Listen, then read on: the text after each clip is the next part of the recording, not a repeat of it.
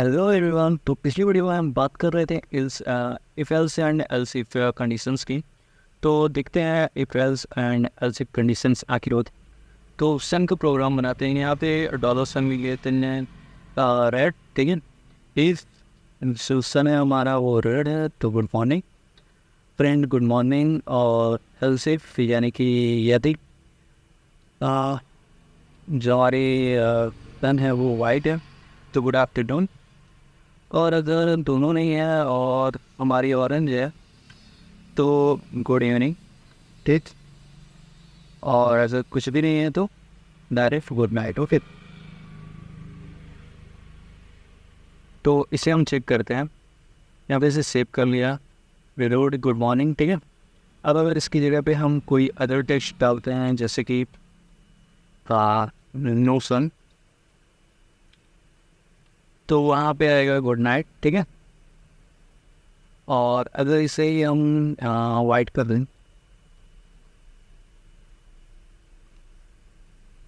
तो good afternoon, ठीक है। यानी कि हमारा कोड वर्क कर रहा है। फर्स्ट कंडीशन में यही होता है, या तो ये वरना ये, ठीक है। इसमें हम 3 तरीके से यूज़ कर सकते हैं, if else if else if else. Next अगर हमें इसमें और चीज़ें भी यूज़ करनी है तो हम स्विच कंडीशन पे यूज़ करते हैं। नेक्स्ट देख लेते हैं स्विच कंडीशन को। हम बनाएंगे अपने वीक डेज के लिए प्रोग्राम, ठीक है। लेट से हमारे पास चौथा दिन है और हम डिफाइन करेंगे हर डे को, यानी कि केस 1।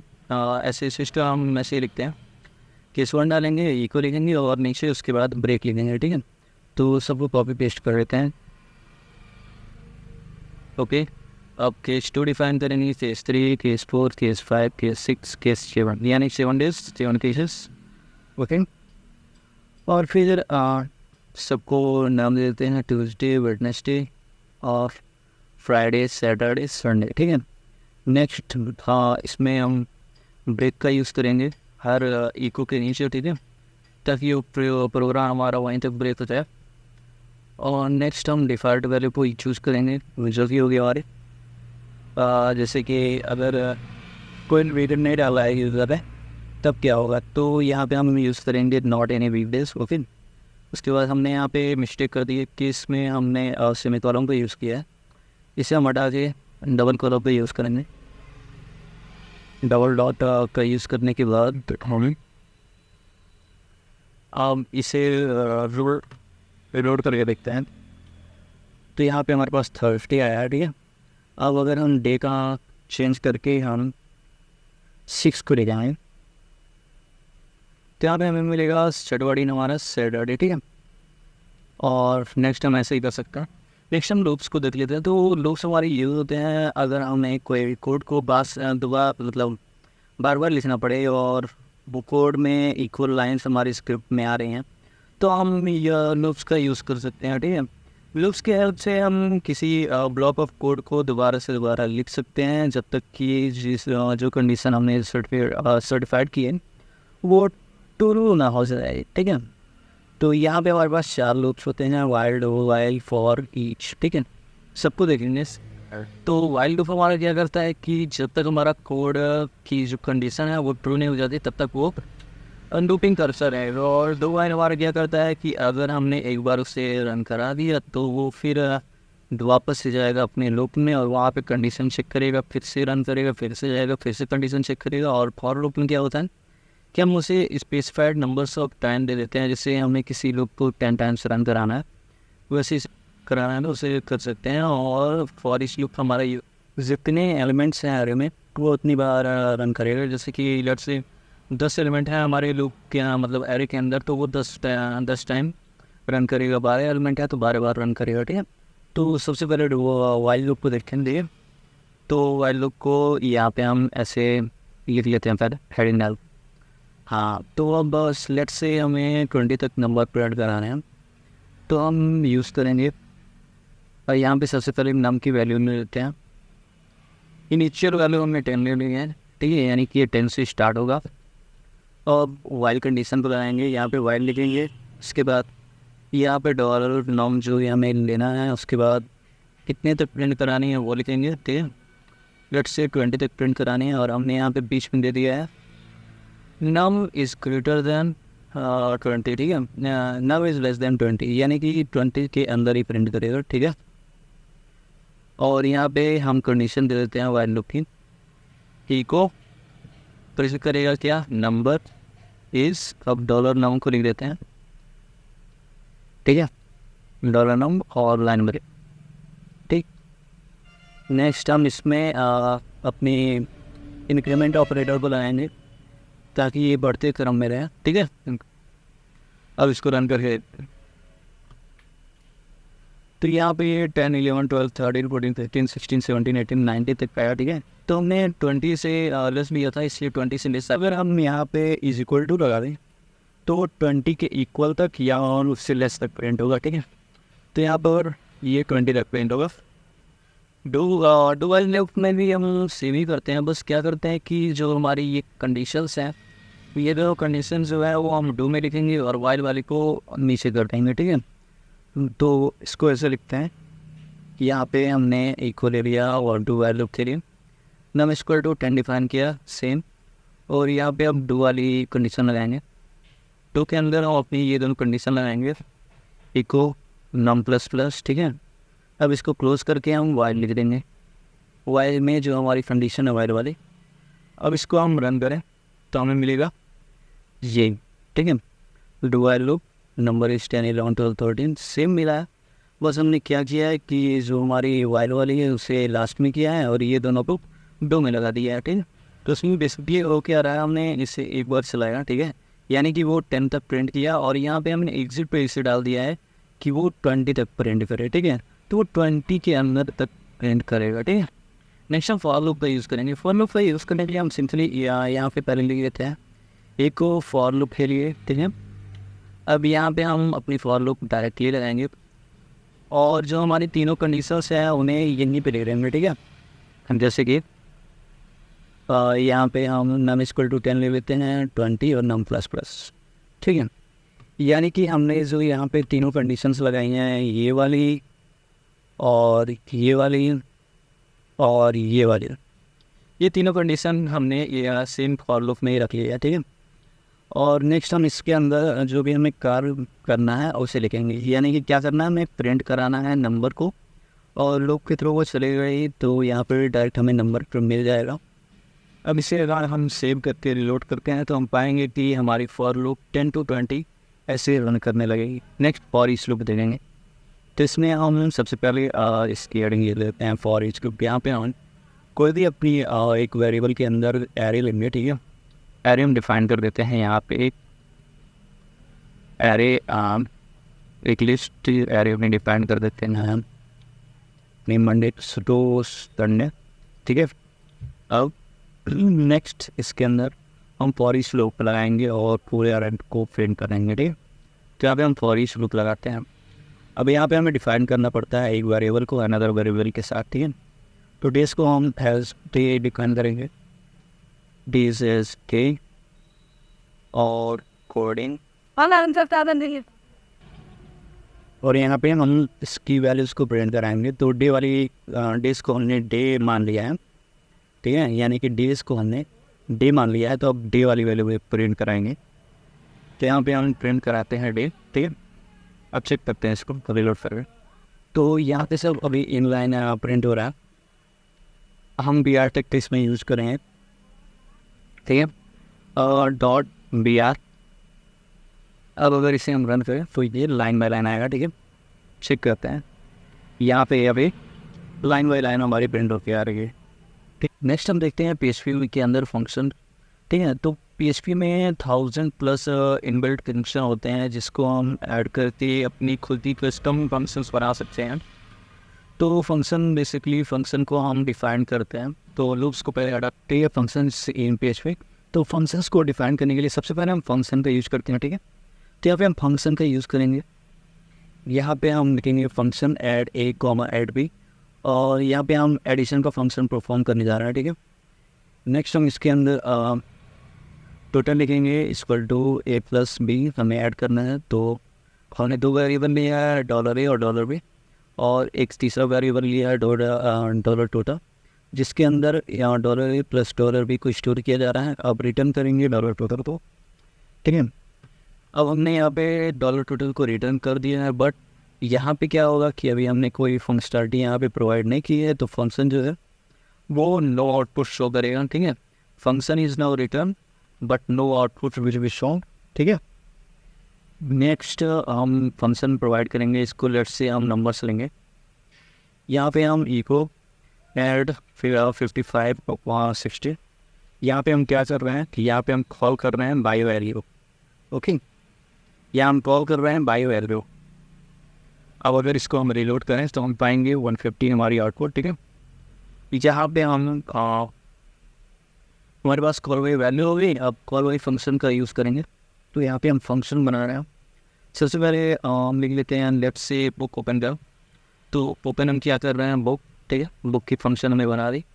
अब ये ओपन के अंदर हम जितने भी अपने परफॉर्म करेंगे, लेट से 2 नंबर को ऐड करेंगे, 2 नंबर को सब्ट्रैक्ट करेंगे या फिर कुछ भी करेंगे, वो हम ओपन के अंदर ही करेंगे। तो यहाँ पे हम लिख लेते हैं book forward and, second heading ये लिखते हैं book is empty, so book is closed. Okay, next अब इसको कॉल कैसे करेंगे यानी डिस्प्ले कैसे करेंगे, तो यहाँ पे हम सिंपली ओपन फंक्शन को ऐसे हम लिख देंगे, तो वो कॉल हो जाएगा हमारा, जहाँ पे भी हमें उसे यूज़ करना है। ठीक है, तो इसे हम बोलते हैं कॉल बाई फंक्शन, यानी कि फंक्शनल कॉल से बोलते हैं।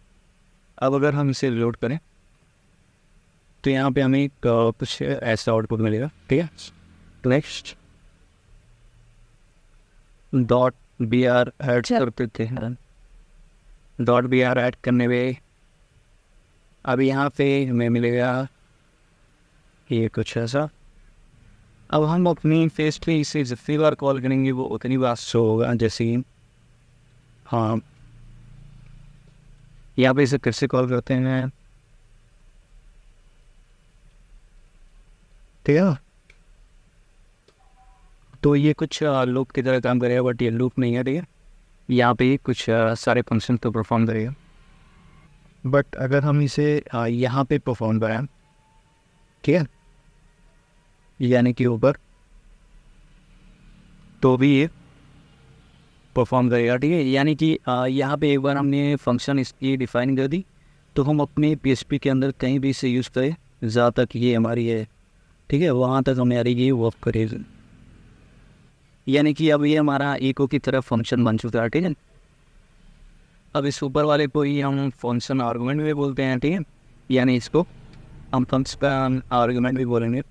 तो अब देख लेते हैं एरे। ठीक है, तो एरे जो होता है वो हमारा स्पेसिफिक वेरिएबल होता है, जो एक टाइम पे एक वर्ड के अंदर कई सारे वैल्यूज़ को कंटेन किए हुए रहता है। ठीक है, ये यानी कि ये हमारे 3 टाइप्स में होते हैं, यानी कि ये लाइक बैंक में हमारे पास कई सारे अकाउंट नंबर्स हैं। ठीक है, तो एक अकाउंट नंबर किस पोजीशन पे है वो सब हम एरे के अंदर स्टोर करते हैं। ठीक है, तो ये हमारे पास 3 टाइप्स से होते हैं, इंडेक्स्ड एरे, एसोसिएटिव एरे और multi dimensional array. Index array हमारे वो एरे होते हैं जो न्यूमेरिक इंडेक्स होते हैं, जैसे कि 0 1 2 3। एसोसिएटिव एरे हमारे वो एरे होते हैं जो नेम्ड कीज़ के साथ आते हैं। मल्टी डायमेंशनल एरेज हमारे वो होते हैं जो एक से ज़्यादा एरेज को कंटेन किए हुए रहते हैं। ठीक है, तो हम सारी देखेंगे। नेक्स्ट हम देखते हैं एरे वर्क कैसे करता है। तो एरे के अंदर हमारे पास इस तरीके से कई सारे ऑब्जेक्ट होते हैं। ये हमारा 0th पोजीशन पे रहेगा, ये 1, ये 2, ये 3, ये 4, ये 5 पे ऐसे करके। ठीक है, यानी कि 0 से स्टार्ट होता है। तो अपने बेस कोड पे हम चलते हैं और यहाँ सपोर्ट आते हैं। अब एरेस को डिफाइन करेंगे। एरेस को डिफाइन करने के लिए हम डॉलर का यूज़ करेंगे और लेफ्ट से हम वीक के इसको डिफाइन करते हैं। तो यहाँ पे एरे ले लेंगे, एरे डिफाइन करेंगे और इसके अंदर हम अपने Monday, Tuesday, Wednesday, Thursday, Friday, Saturday और संडे लिखेंगे। ठीक है, इतना लिखने के बाद अब इसे कॉल करना है। तो सबसे पहले हम क्या करेंगे, एरे के अंदर हम लिस्ट को चेक करेंगे कितने लिस्ट है हमारे पास। इसके लिए हम काउंट का यूज़ करेंगे। ठीक है, काउंट हमारा यूज़ होता है एरे के लिस्ट को चेक करने के लिए। तो रन करने पे यहाँ पे हमें 7 मिल गया। ठीक है, मैं चूँ कर यहाँ पे 7 हमें मिल गया। नेक्स्ट हम देख लेते हैं कि इसे और कैसे प्रिंट करा सकते हैं। जैसे एक एक एलिमेंट को हमें अगर प्रिंट कराना है तो हम यहाँ पे डायरेक्ट लिखेंगे अपनी जो भी हमें लिखनी है उसे स्क्वायर बाय ब्रैकेट्स के अंदर लिखेंगे और उसकी इंडेक्सिंग को हम लिख देंगे। ठीक है, तो ये क्या करेगा कि जो हमारी इंडेक्सिंग इंडेक्स नंबर्स है उन्हें वो रिफ़र करेगा और ये हमेशा 0 से स्टार्ट होता है। ठीक है, स्टार्ट्स विद 0। और यहाँ पे अगर मैं बात करूँ कि हमें अदर एलिमेंट्स को ऐड करना है या फिर हम एरे को ऐसे भी लिख सकते हैं जैसे कि उसकी इंडेक्स को डिफाइन करके। तो यहाँ पे हम ऐसे लिख सकते हैं उसे, जैसे कि वहाँ हमारे ऊपर 7 एलिमेंट हैं एरे के अंदर, बट हमें 8वें एलिमेंट को ऐसे काउंट कर सकते हैं यहाँ पे इस पर टू नोड है। अब अगर हम इसे प्रिंट कराएं तो हमें मिलेगा नोड है, ठीक है। और हमें इस तरह भी कर सकते हैं, अगर हमारे पास ऊपर 6ठे एलिमेंट में सैटरडे लिखा है और अगर हम चाहते हैं कि वो चेंज होकर नोडे हो जाए तो हम यहाँ पे ऐसे भी डिफाइन कर सकते हैं इंडेक्स को, ठीक है। तो अब अगर हम सैटरडे इंडेक्स को ऐसे प्रिंट कराएंगे तो वो प्रिंट करेगा हमारा डायरेक्ट एक नोडे, ओके। रिलोड करने पे नोडे पूरी एरे को प्रिंट करा सकते हैं। तो हम फॉर लूप लगाएंगे पूरी एरे के थ्रू वो ट्यून होगा, ठीक है। तो यहाँ पे हम फॉर लूप लगाए जिसमें हमने इनिशिएटिव वैल्यू दी है 0 और यहाँ पे हमने इसे 7 से लेस रखा है। 7 हमारे पास नंबर्स हैं, ठीक है, मतलब 7 एरे है इसमें, तो 7 से लेस रखा है तो 7 से लेस वो प्रिंट करेगा। और यहाँ पे हमने इंक्रीमेंट ऑपरेटर लगाया, यानी कि शुरू से स्टार्ट होगा, यानी कि यहाँ से स्टार्ट होगा, 0 से स्टार्ट होगा, ठीक है। तो यहाँ पे हमने नेक्स्ट हम यहाँ पे इसे लगा रहे, अब सेव करके रिलोड करते हैं। यहाँ पे हमारे पास ये ऐसे प्रिंट हो गया आएगा, ठीक है। Monday, Tuesday, Wednesday, Thursday, Friday. यहाँ पे हमने की को पहले लिया है, बाद में भी आर लिया है, तो इसको पहले कर देते हैं, ठीक है। इसको हटा के यहाँ पे अब ये नीचे आ जाएगा, ठीक है। तो देख लेते हैं एसोसिएटिव एरे, ठीक है। तो एसोसिएटिव एरे हमारे दोज एरे होते हैं जो एक एलिमेंट के अंदर अपनी वैल्यूज को स्टोर करके रखते हैं, ठीक है। तो इसे हम 2 तरीके से क्रिएट करते हैं, एक सिंपली ऐसे डिफाइन करके और लेफ्ट एंगुलर लगा के इक्वल टू के साथ ऐसे डिफाइन कर सकते हैं, या फिर हम इंडेक्स वाइज इसे ऐसे डिफाइन कर सकते हैं और उसकी वैल्यूज़ दे सकते हैं, ठीक है। इसे प्रिंट भी सेम तरीके से ही कराएंगे जैसे हम ये अपने इंडेक्स वाली एरे को प्रिंट कराते थे, ठीक है। तो इसे प्रिंट कराने के लिए हम सिंपली यहाँ पे लिख देंगे एक को, उसके बाद जो भी हमें इंडेक्स को प्रिंट कराना है उसके बाद। तो चूँकि हमारा स्ट्रिंग है, ठीक है, तो हमें फॉर ईच लूप लगाना पड़ेगा। यहाँ पे हमने यूज किया $, ठीक है। और यहाँ पे हमने न्यूमेरिक वैल्यू एज हमारी स्ट्रिंग में एरे में है वैसे हमने दे दी है, ठीक है। यहाँ पे जैसे वैल्यू है डे वाली मंडे, ठीक है, और न्यूमेरिक वाली 0 है, ऐसे हमने दे दी है। और इसे अब प्रिंट कराएंगे तो यहाँ पे हम DAY से इस एरे को प्रिंट कराएंगे, ठीक है, एरे में जो हमारी एलिमेंट होगी। और इस डॉलर न्यूमेरिक वैल्यू से हम इस वाली वैल्यू को प्रिंट कराएंगे जो हमारी ये है, ठीक है। तो इसे रन करके देखते हैं, तो यहाँ पे हमें कुछ ऐसा मिलेगा। नेक्स्ट हम सोचते हैं मल्टी डायमेंशनल एरे। तो मल्टी डायमेंशनल एरे हमारी सिंगल डायमेंशनल ये होती है कि हमारे पास सिंगल एक एरे होता है, ठीक है, एक लाइन में हमारी एरे होती है। बट जो हमारी मल्टी डायमेंशनल एरे होती हैं उसमें कंटेंट्स होते हैं हमारे, ठीक है, यानी वो मल्टी लाइन्स में हमारी एरेज होती हैं। तो यहाँ पे मैं देख लेता हूँ, यहाँ पे हम देख लेते हैं हमारे पास एक वॉल्वो कार है, BMW है, साब है, लैंड रोवर है, ठीक है। यहाँ पे अगर बात करो तो यहाँ पे मल्टी डायमेंशनल हमारी 3D 2D हमारी, यानी 2 डायमेंशनल हमारी यहाँ पे है ये, जहाँ पे हमारे पास यहाँ पे रो है और यहाँ पे कॉलम है, ठीक है। ये हमारी कॉलम हो गए, ये रो हो गए। तो अब क्या होगा कि अगर हमें इस वाली रो को सिलेक्ट करना है, ठीक है, तो यहाँ पे हम लिखेंगे 0 0, ठीक है, ये 0 0 पे है। और ये हमारी हो जाएगी 0 1 पे, ये हो जाएगी हमारी 0 2 पे, और वैसे ये हो जाएगी हमारी 1 0 पे, तो ये हो जाएगी हमारी 1 1 पे, और ये हो जाएगी हमारी 1 2 पे, ठीक है। तो इसके कोडिंग देख लेते हैं। यहाँ पे हमने एरे ले लिया,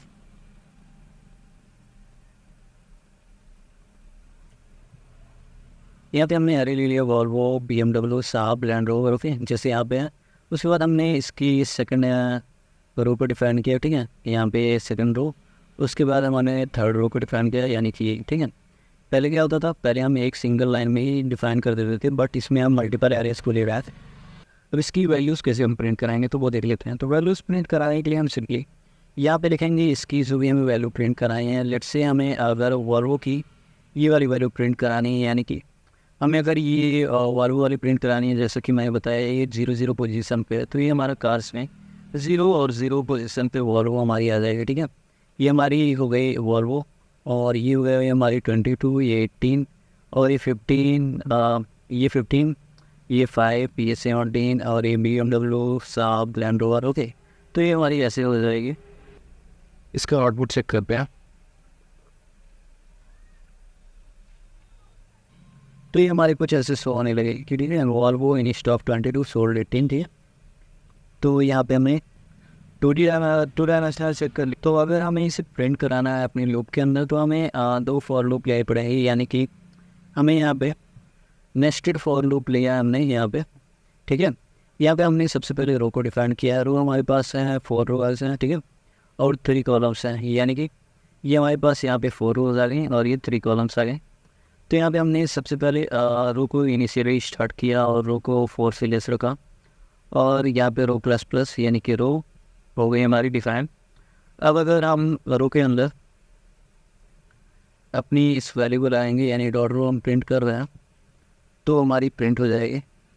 और तो अभी कार वाली वैल्यू इसमें नहीं, और यहाँ पे हमने फॉर लूप लगाया है जिसके अंदर हमने कॉलम में अभी यहाँ पे प्रिंट नहीं हुआ है, ठीक है, क्योंकि हमने अभी कार वाली लाइन को यूज़ नहीं करा है, ठीक है, यानी इसको भी यूज़ नहीं करा है। तो अब इसको यूज़ करेंगे हम अपनी कॉलम के अंदर, ठीक है। तो कॉलम के अंदर यूज़ करने के लिए हम सिंपली इको लगाएंगे और अपनी कॉलम को और रो और कॉलम को यहाँ पे डिफाइन कर देंगे, ठीक है। रो से ये हमारी रो वाली प्रिंट हो जाएगी जो हमने यहाँ पे लूप दिया, और कॉलम से हमारी ये वाली लूप प्रिंट होगी जो हमने यहाँ पे दी है, ठीक है। तो यहाँ पे ऐसे दोनों लूप प्रिंट हो जाएंगी और हमें कुछ आउटपुट ऐसे मिल जाएगा, ठीक है। मैं छोटा कर देता हूँ, तो यहाँ पे कुछ आउटपुट ये ऐसे मिल जाएगी। ओके, सो अब इसका अगर हम सेकंड एग्जांपल देते तो यहाँ पे हम पाएंगे कि हमने यहाँ पे सबसे पहले कि एक 3x3 का ग्रिड लिया है, ठीक है। अब इसके अंदर जैसे हमने ऊपर 3x3 का ग्रिड लिया था यहाँ पे कार्स वाली, वैसे ही हमने यहाँ पे लिया। अब इसको प्रिंट कराने के लिए हम सिंपली अगर 0 0 को प्रिंट कराएं तो यहाँ पे हमें मिलेगा 1, और अगर 1 2 को प्रिंट कराएं तो ये हमारी फर्स्ट कॉलम, फर्स्ट रो, और ये सेकंड रो, ठीक है। तो हमें यहाँ पे 6 मिल जाएगा। वैसे ही अगर हम इसके अंदर लूप्स को चलाएं तो हमें मिलेगा, अगर हम सबसे पहले हम i=0 रख लेते हैं, उसके बाद काउंट करेंगे 2D एरे। 2D एरे से हमें इसकी एरे की जो हमारी विथ है और हाइट है, यानी कि रो और कॉलम, वो यहाँ पे स्टोर हो जाएगी। ये यहाँ पे 3 हमारे पास है तो 3 यहाँ पे स्टोर हो जाएगी, यानी i > 3 हो जाएगी, और i++ यानी 3 टाइम वो इनिशियलाइज होगी हमारी। और यहाँ पे फिर से हमने यहाँ पे लगाया है उसके अपनी कॉलम के लिए, तो यहाँ पे कॉलम के लिए यहाँ पे इटरेट करेगी यहाँ पे आके ये i से, यानी जो हमने यहाँ पे आउटपुट दिया था इससे। तो अब क्या होगा कि जो हमारी 3x3 की वैल्यू है यहाँ पे 3 आ जाएगी और 3 × 3 हो जाएगी, ठीक है। तो और अब इसको रन कर देते हैं, तो यहाँ पे हमें ऐसे आउटपुट मिल जाएगा 1 2 3 4 5 6 7 8 9, ठीक है। ऐसे यहाँ पे हमने आउटपुट दिया। ये 1 और 6 वाली हमारी ये पहली वाली हो जाएगी, ठीक है, जो हमने यहाँ पे प्रिंट किया था। इसे अगर हम हटा देते हैं, ठीक है, इसे हटा दिया और इसे भी हटा देते, तो अब हमें 1 2 3 4 5 6 7 8 9 मिल जाएगी। अब अगर हमें 3D लेना है, ठीक है, ये हमारी 2 डायमेंशनल एरे थी, ठीक है। तो ये हमारे 3 डायमेंशनल एरे है। यहाँ पे हमने क्या किया, एक अदर एलिमेंट ले लिया, यानी 4 × 3 का हमारा एरे बनते हैं, ठीक है। और यहाँ पे हमने एक इसकी डेप्थ डिसाइड करनी है, यानी ये 2 × 3 × 4 की हमारी बन गई है। अगर हम 5 की बनाना चाहें तो यहाँ नीचे कवर करके बना सकते हैं। तो ये हमारा 3 की है, ठीक है। हमें सिंपली क्या करना होगा, यहाँ पे अगर हमें 5 की बनाना है या फिर 4 की बनाना है, हम यहाँ पे डिफाइन करेंगे अपनी काउंट को, और यहाँ पे डिफाइन करने के बाद फॉर i जितना भी लेंगे यहाँ पे i, और यहाँ पे हम जे जहाँ लेंगे i में क्रॉस कर देंगे। और फिर अगर हमें 4 की बनानी है तो यहाँ पे हम 4 लेंगे, i की कर देंगे और यल कर देंगे। ऐसे ही हम इन्फिनिटी डायमेंशनल तक बना सकते हैं इसकी। इसका आउटपुट कुछ ऐसा शो करेगा, ठीक है। नेक्स्ट हम सॉर्टिंग एरेज देख लेते हैं, ठीक है। तो सॉर्ट करने के लिए हम सबसे पहले क्या करेंगे, यहाँ पे हम सॉर्ट लिखेंगे और उसे ऐसे ब्रैकेट्स में हम यूज़ करेंगे। तो हमारे पास यहाँ पे टोटली 6 स्टेप की सॉर्टिंग होती है यहाँ पे। तो हमारा नॉर्मल सॉर्ट जो होता है ये वाला, ये वाला यूज़ होता है हमारा असेंडिंग ऑर्डर में, ठीक है। और ये वाला हमारा डिसेंडिंग ऑर्डर में, और इससे हम एसोसिएटिव एरर्स को असेंडिंग ऑर्डर में सॉर्ट करते हैं, और इससे हम एसोसिएटिव एरर को अकॉर्डिंग टू की सॉर्ट करते हैं, ठीक है। और इससे हम सॉर्ट करते हैं एसोसिएटिव एरर्स को डिसेंडिंग ऑर्डर में, और इससे हम की वाली डिसेंडिंग ऑर्डर में सॉल्व करते हैं, ठीक है। लेट्स से हमें अगर हमारे पास ये है तो अकॉर्डिंग टू वो कैरेक्टर वो सॉर्ट करेगा हमारा, ठीक है। सो अगर सॉर्टिंग की बात करें तो यहाँ पे हम पहले बुक डिफाइन कर लेते हैं, इसमें लिख देते हैं C++ और पाइथन, और इसके अंदर हम अपनी फॉर लूप पर चला देते हैं। फॉर लिखेंगे और इनिशिएटिव i=0 और i<3 i++ यहाँ पे प्रिंट करेंगे बुक को अपनी आई के अंदर। प्रिंट करने पे ये कुछ ऐसा शो होगा, ठीक है, C++ और पाइथन। बट अगर हम यहाँ पे कुछ चेंजेस कर दें, जैसे कि यहाँ पे G++ और पाइथन, ठीक है, और यहाँ पे पाइथन की जगह पर AWS रख, तो प्रिंट करने पे ये हमारी कुछ ऐसी वैल्यू आएगी। अब इसे सॉर्ट करने के लिए हम सिंपली यहाँ पे सॉर्ट वाली यूज़ करेंगे फंक्शनैलिटी। यहाँ पे हम सिंपली लिखेंगे SORT सॉर्ट, और यहाँ हम प्रोसेस के बुक्स लिख देंगे AWS G++C। तो यहाँ पे कुछ ऐसे ही हो जाएगा, ठीक है। इसमें हमें देखना पड़ेगा कि जो हमारी सॉर्टिंग की प्रायोरिटी है वो पहले हमको मिलती है नंबर्स को, फिर स्मॉल लेटर्स को, फिर कैपिटल। यानी कि अगर हम इसे स्मॉल लेटर में करें सी को, तो ये सबसे लास्ट में हो जाएगी हमारी, ठीक है। और हम यहीं पे अगर हमारे पास सेकंड है और शॉर्ट, तो ये जो शॉर्ट हमारी हो के आएगी, ठीक है। इसे हम सिंपली कर देते हैं जी और ए। अब अगर इसे हम रीलोड करते हैं तो हम पाएंगे हमारा ये एज ए रिवर्स सॉर्ट को ये आ जाएगा, ठीक है। और अगर हमारे पास स्ट्रिंग है, उसके अंदर कोई डेटा है, तो हम फॉर ईच लूप लगा के उसे पहले प्रिंट करेंगे, और जहाँ पे हम ए सॉर्ट का यूज़ करेंगे अपनी एसोसिएटिव एरर को सॉर्ट करने के लिए, ठीक है। यहाँ पे ये कुछ ऐसा शो होगा, ठीक है, key equal to Peter Ben, value equal to 35, 37, 43। और इसे हम रिवर्स में करने के लिए असेंडिंग ऑर्डर में अकॉर्डिंग टू की यूज़ करेंगे के सॉर्ट का, ठीक है। तो यहाँ पे हमारी के सॉर्ट से क्या होगी, अकॉर्डिंग टू यू की प्रेजेंट होगी हमारे वैल्यू पे। तो इसे सेव कर लिया। अब अगर इसे हम रीलोड करते हैं तो हम पाएंगे अकॉर्डिंग टू की 37, 43, BZP ऐसे आई, ठीक है। और यहाँ पे अगर हम AR शॉर्ट का यूज़ करें तो ये अब हमारी रिवर्स में होके आई विद वैल्यू के साथ, ठीक है। तो अब इसकी वैल्यू रिवर्स में हो आई, यानी कि 35, फिर 37, फिर 43। और यानी कि अब अगर हम KR शॉर्ट का यूज़ करें तो क्या होगा, फिर जो हमारी वर्ड लेटर्स वाली हैं वो चेंज होके रहेगी। तो यहाँ पे हम चेंज करके देखते हैं, यहाँ पे हम KR का यूज़ करते हैं, तो अब हमारी यहाँ पे लेटेस्ट के हिसाब से है, ठीक है। तो आज के लिए बस इतना ही, मिलते हैं नेक्स्ट वीडियो में।